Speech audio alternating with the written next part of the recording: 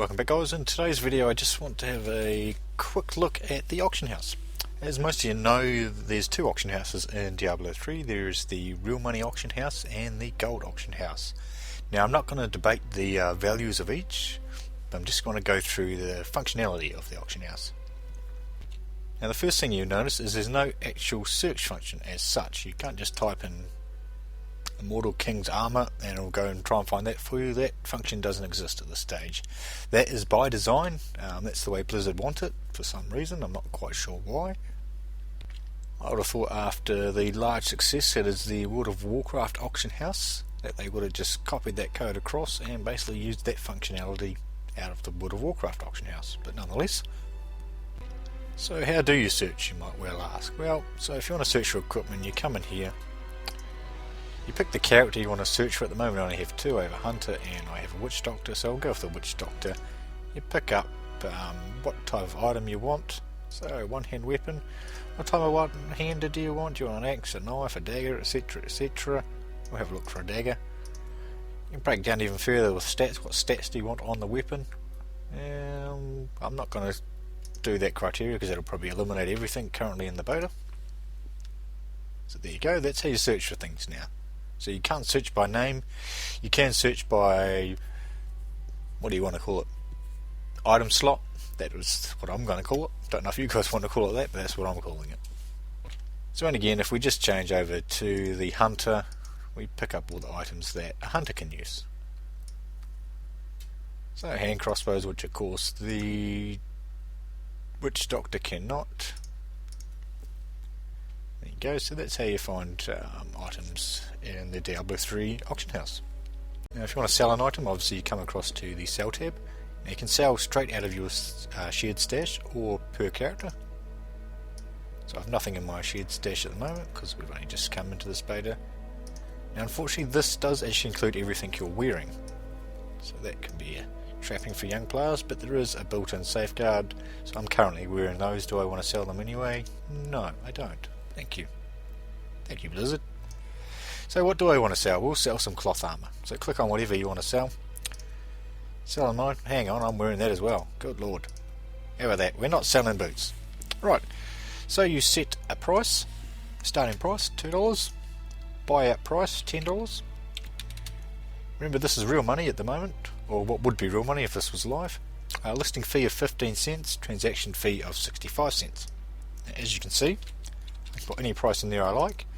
The fees do not change. They are standard fees right across the board. That's what you got to pay for every transaction. Now, the other side of this, of course, is what do you want to do with the money once your item's sold, if it does indeed sell. Now you can either deposit that money straight into your Blizzard account, which is your Blizzard bucks. That stays in there forever. You have no option of ever removing that money from the Blizzard account. Or you can make it go to your PayPal account, which of course is real money. So this would be a drop down box basically saying that where do you want to put the money? Into that account or your other account. So there we have it. The shoes are now listed. We have 5 minutes to cancel if we like. We're not going to. I have to say there is an additional fee when withdrawing from your PayPal account. It all depends on your region and how much you're going to withdraw, how much that is. I think for me, being in New Zealand, once I'm over $100 it is free, and I think anything under that is 15%. Although I could be wrong on that free part, that doesn't sound quite right. I'd have to check on that later. Right, so now our next tab is actually bids. So we find an item we want, we bid on it. Your maximum bid. Now this is not the bid you're doing right now, this is whatever maximum you can set. So if I want my total bid on this item to be $10, I don't want to bid any more than that, I'm going to put $10 in there. Okay. Oh, it's actually higher than the buyout price, so we can't do that for this item. We'll have to say, we'll say $5. So no matter what somebody else bids, we will always automatically bid higher than them to our maximum of $5. So we'll confirm that. Then we come across to bids, and that tells us basically everything I've just talked about. Our current bid is $1. That's what we're currently bidding. If somebody comes in above us at $1.10, we will beat them every time.